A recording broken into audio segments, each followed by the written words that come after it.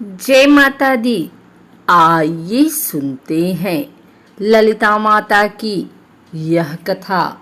पुराणों में हमें ललिता माता की उत्पत्ति के बारे में अनेक कथाएं मिलती हैं।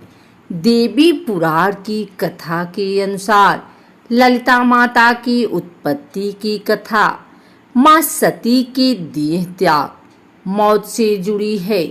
देवी सती कौन है, उनके देह त्याग से माँ ललिता की उत्पत्ति की कथा कैसे जुड़ी है, आइए जानते हैं। माँ आदि शक्ति का अवतार सती जी महाराज दक्ष की पुत्री हैं। सती ने जब शिव जी को देखे तो उन पर मोहित हो गई और उनसे शादी का निश्चय कर लिया। महाराज दक्ष ना चाहते हुए भी सती का विवाह शिव जी के साथ कर दिए। महाराज दक्ष सती का विवाह हालांकि शिव जी से कर दिए, लेकिन वह उस शादी से संतुष्ट नहीं थे।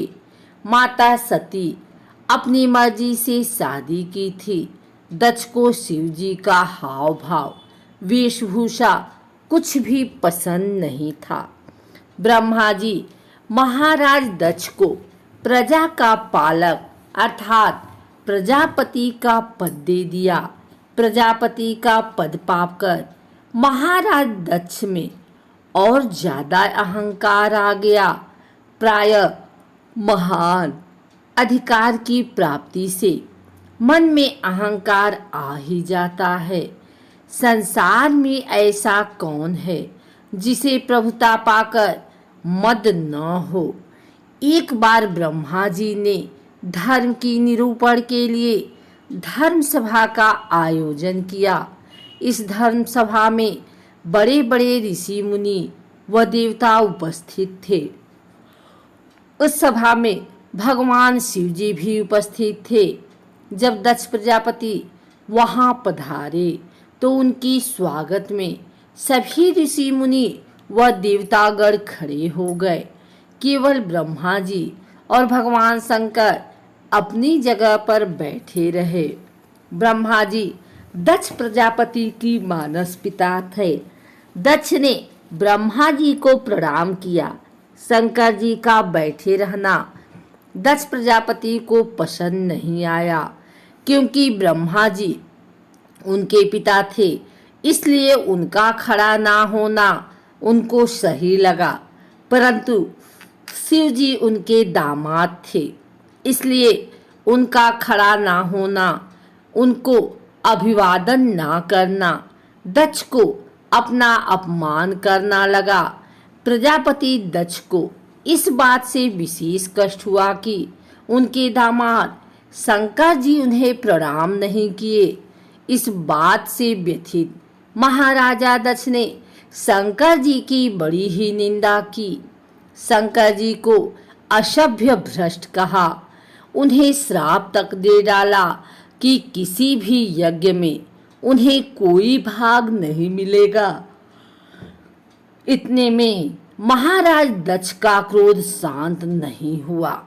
प्रजापति दक्ष भगवान शंकर को अपमानित करने के उद्देश्य से बहुत बड़ा विशाल यज्ञ का आयोजन किया। उस यज्ञ में सभी ऋषि मुनि देवी देवताओं को आमंत्रित किया, किंतु शंकर जी और माता सती को यज्ञ के लिए आमंत्रित नहीं किया। सभी ऋषि मुनि व देवताओं को अपने अपने विमान से जाते देखकर देवी सती शंकर जी के पूछती हैं कि ये सभी लोग कहाँ जा रहे हैं। तब भगवान भोलेनाथ शंकर जी देवी सती को बताते हैं कि आपके पिता महाराज दक्ष बहुत बड़े यज्ञ का आयोजन किए हैं। ये सभी लोग उस यज्ञ में शामिल होने जा रहे हैं। देवी सती बोली, प्रभु बहुत दिनों से बायके नहीं गई हूँ। वहाँ यज्ञ हो रहा है तो मेरी बहनें भी अवश्य आएंगी। यदि आपकी आज्ञा हो तो हम दोनों को भी वहां चलना चाहिए। भले ही उन लोगों ने हमें निमंत्रण नहीं दिए हैं, लेकिन कहा गया है कि माता पिता और गुरुजनों के पास जाने के लिए आज्ञा की जरूरत नहीं है। भगवान शंकर जी बोले कि आपने बिल्कुल सही कही। माता पिता और गुरुजनों के पास जाने के लिए उनके आज्ञा की जरूरत नहीं होती है। माता पिता और गुरुजनों के यहाँ बिना बुलाए भी जाया जा सकता है, लेकिन यहाँ पर बात कुछ अलग है। अगर कोई विरोध मानता हो तो वहां जाने में कल्याण नहीं होता है। महाराज दक्ष को हमारा वहां आना पसंद नहीं है। वह जानबूझकर हमें निमंत्रण नहीं दिए हैं, इसलिए वहां जाना सर्वथा उचित नहीं होगा। इसलिए हे देवी, वहां जाने का विचार त्याग दीजिए, यही उचित होगा। भगवान शिव के समझाने के बाद भी माता सती यज्ञ में जाने के लिए हट करने लगी। जब माता सती नहीं मानी तो भगवान शंकर जी ने उन्हें अपने गढ़ वीरभद्र व नंदी के साथ भेज दिया।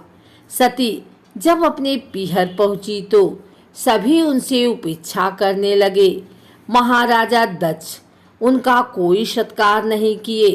बहनों ने जब उन्हें देखा तो व्यंग पूर्वक मुस्कुराने लगे। आपस में बोलने लगी कि देखो, सती बिना निमंत्रण के आ गई है। वहां केवल उनकी माता ही प्रेम से मिली। देवी सती जब यज्ञशाला में आई तो देखा कि वहां सभी देवताओं के लिए भाग निकला था, पर वहां शिव जी के लिए कोई भाग नहीं निकला था। सती अपने पिता महाराज दत्त से पूछती हैं कि शिव जी की ऐसी अवमानना किस लिए। महाराज दत्त शिव जी को बड़ा भला बुरा कहते हैं। वे कहते हैं कि मैं तो शिव को देवता मानता ही नहीं। वह तो भूत प्रेत पिशाचों का स्वामी है, नग्न रहने वाला है, शरीर में शमशान का राख लगाने वाला और हड्डियों की माला धारण करने वाला। वह देवताओं की पंक्ति में बैठने योग्य नहीं है, उसे कौन भाग देगा। महाराज दक्ष की बातों को सुनकर सती की आंखें क्रोध में लाल हो गई और वो कहने लगी कि जिन भगवान शिव का नाम बातचीत के प्रसंग में अनायास ही आ जाने पर भी नाम लेने वालों के समस्त पापों का नाश हो जाता है, जो क्षण मात्र में संपूर्ण सृष्टि को नष्ट करने की शक्ति रखते हैं, वे मेरे स्वामी हैं। आप ऐसे शिव से द्वेष रखते हैं, आपका अंत निकट है। महाराज, नारी के लिए उसका पति ही स्वर्ग होता है। जो नारी अपने पति के लिए अपमानजनक शब्दों को सुनती है, उसे नरक में जाना पड़ता है।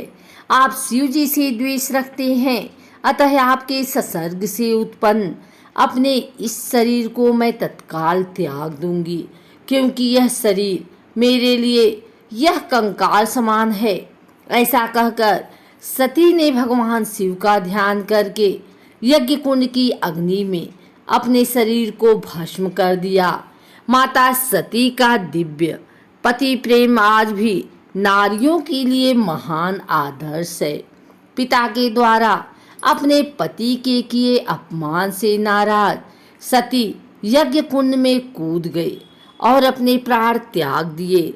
बस यही से सती के शक्ति बनने की कहानी शुरू होती है।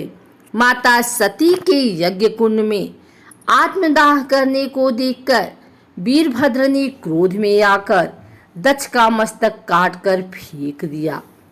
जब ये बात भगवान शिव को पता चली तो वह मां सती के प्रेम में व्याकुल हो गए और अपना क्षुध-बुध खो बैठे।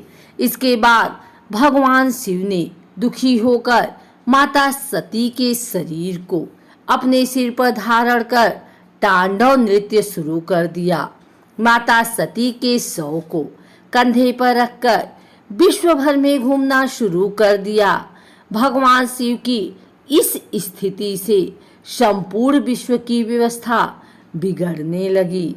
ऐसी विकट परिस्थिति को देखकर विवश होकर भगवान विष्णु ने अपने सुदर्शन चक्र से माता सती के शव के टुकड़े टुकड़े कर दिए। इसके बाद माता सती के शव के आगे जहां जहां गिरे वहां वहां उन स्थानों पर उनके अंगों से शक्ति विभिन्न प्रकार की आकृतियों से उन स्थान पर विराजमान हुई और वहां शक्ति पीठ बनते चले गए। इस तरह सती के शरीर का जो हिस्सा और धारण किए आभूषण जहां जहां गिरे वहां वहां शक्तिपीठ अस्तित्व में आ गए। देवी भागवत में 108 शक्तिपीठों का जिक्र है तो देवी गीता में 72 शक्तिपीठों का जिक्र मिलता है। वही देवी पुराण में 51 शक्तिपीठ की चर्चा की गई है। बताया जाता है कि नैमिषारण्य में मां सती का हृदय गिरा था। देवी सती भगवान शंकर को अपने हृदय में धारण कर देह त्याग की थी। शंकर जी को हृदय में धारण करने से उन्हें ललिता के नाम से पुकारा जाता है। इसलिए नैमिष एक लिंग धारणी शक्तिपीठ स्थल माना जाता है। यहाँ लिंग के स्वरूप में भगवान शिव की पूजा की जाती है और यहाँ पर मां ललिता देवी का एक मंदिर भी है।